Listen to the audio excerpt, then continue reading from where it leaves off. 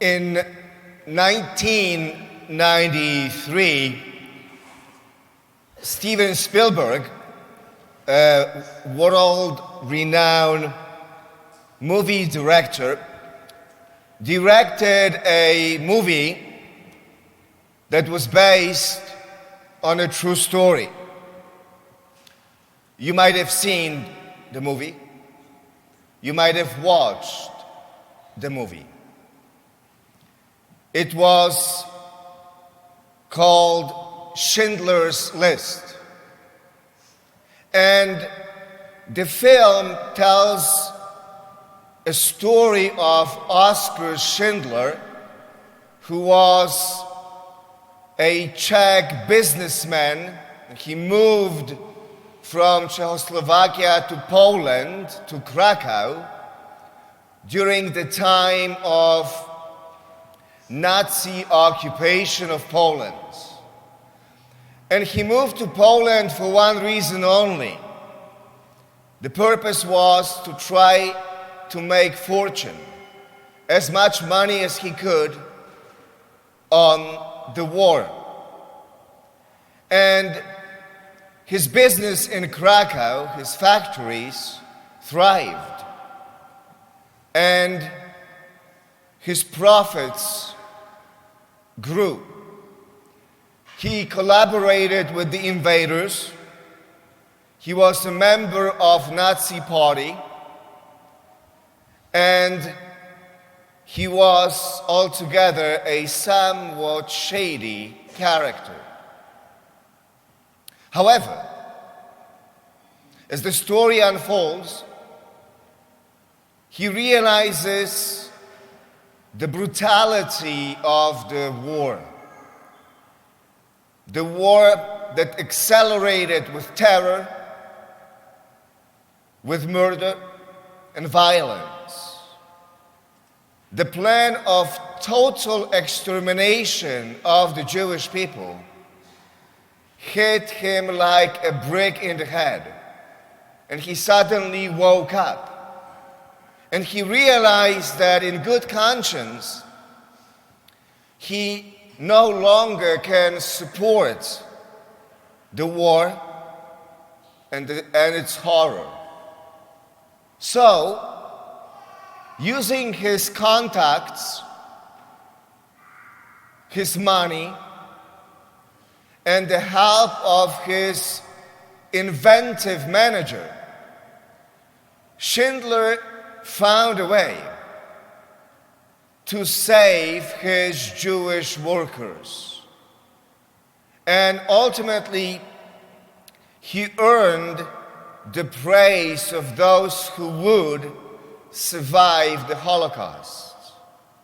He in fact employed and ultimately saved over 1,000 Polish Jews, basically by bribing SS officers and soldiers to look away when they came to arrest them in order to be sent to concentration camps. And by the time the war was finished, he spent his entire fortune on bribes to save Polish Jews. Now, why do I tell this story? Because the character of Oskar Schindler is not unlike the main character of today's parable. The parable of the dishonest steward or the manager. He initially, at the very least, is dishonest. It is interesting and strange at the same time to see Jesus praise this sleazy and deceptive character. After all, he was caught cheating, mismanaging the business of his master, gaining huge profits for himself by overcharging the customers. In the language of Prophet Amos from today's first reading, he was fixing the scales for cheating. It is interesting as well that Luke uses the exact same word he used to describe what the prodigal son did, here again, to now describe what the dishonest steward did. We read, a rich man had a steward who was reported to him for squandering his property. If you remember from last week, the prodigal son also squandered everything that he had on the life of dissipation. So Luke actually wants us to connect these two stories. He wants us to read them together.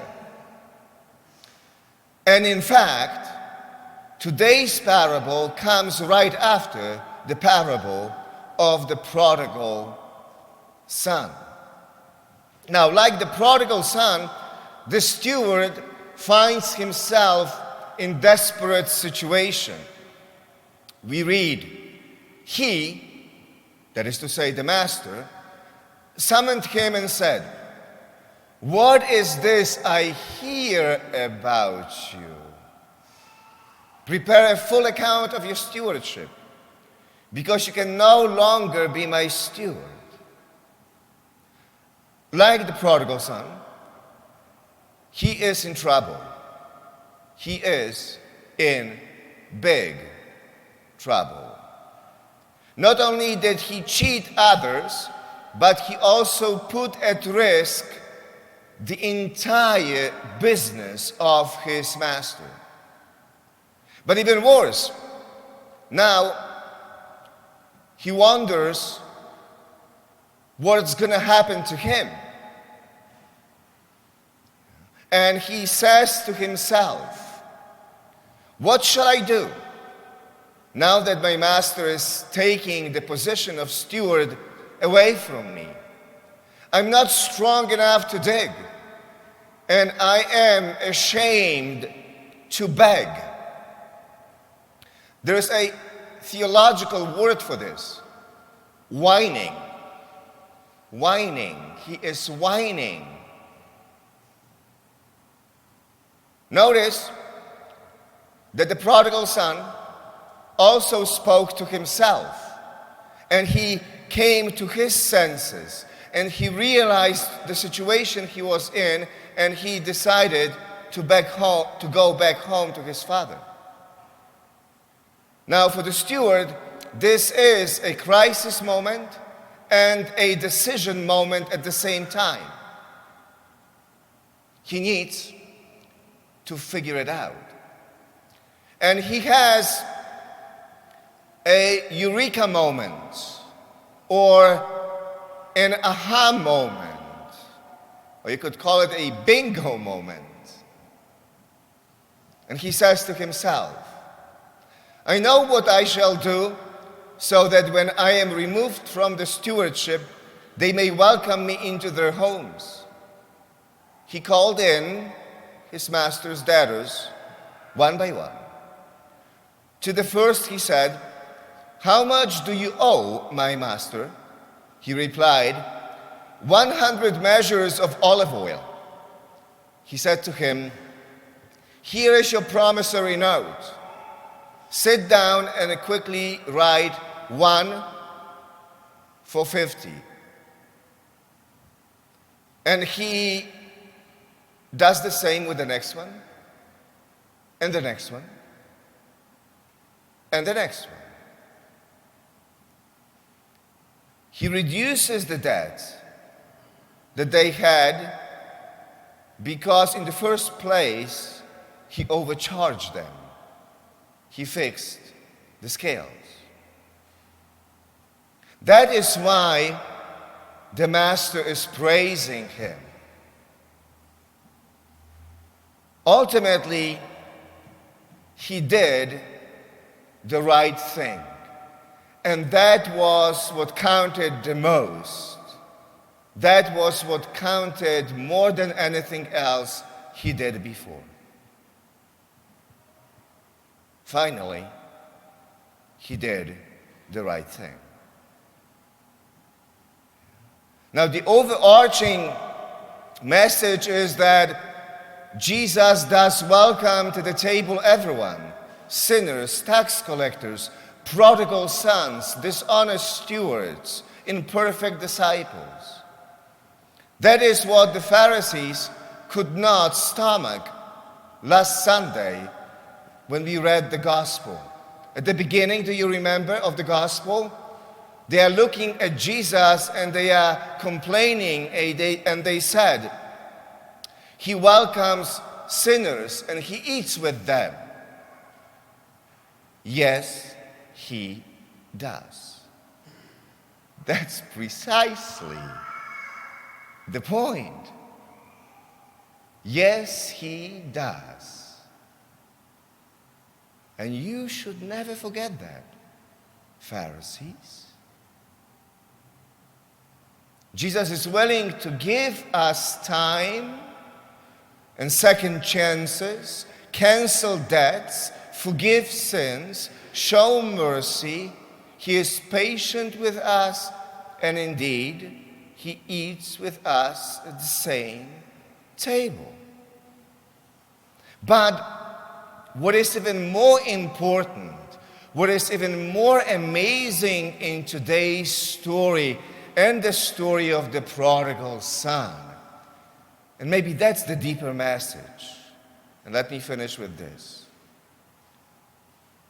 What's most amazing is that no matter how imperfect we are, and we all are, you and I, like the prodigal son, like Oscar Schindler, like this dishonest steward, you and I, everyone has this immense capacity for good.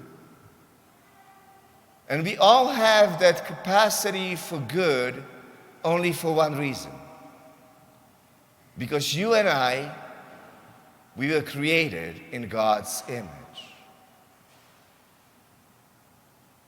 Oscar Schindler had that capacity for good. So that's number one. And number two, all of us have also this other great capacity, immense capacity for change and for growth. Some people don't believe it, that everyone can change. Jesus did. That everyone can turn things around. If the prodigal son could, if Oscar Schindler could, if the dishonest steward could, anyone can change. And anyone can turn things around. And maybe that's what Jesus saw, that immense capacity for good in each and every one of us, and the immense capacity to change and grow and to turn things around.